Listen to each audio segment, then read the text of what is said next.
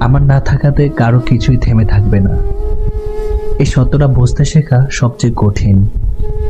একদিন আমি হঠাৎ করে গায়ের ধুলো ঝেড়ে চলে যাব চুপচাপ। হয়তো কেউ একটু থমকে যাবে, কেউ হয়তো এক চুমুক দুঃখ পানে গিলে ফেলবে, কিন্তু জীবন থেমে থাকবে না। সূর্য উঠবে, আবার ঢলে পড়বে। প্রিয়জনেরা নতুন অভ্যাসে গা ভাসাবে।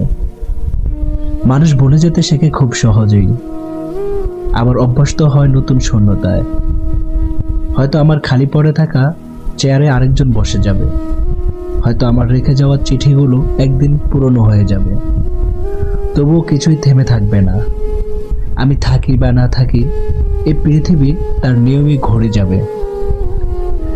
এই অনুপস্থিতিও একরকম প্রমাণ। জীবন কাউকে ছাড়া কখনোই অচল নয়। সত্যিটা নির্মম, কিন্তু তাতে ক্ষোভ নেই, বরং একরকম প্রশান্তি আছে। কারণ আমি জেনেছি আমার না থাকাটাও একদিন স্বাভাবিক হয়ে যাবে সকলের কাছে।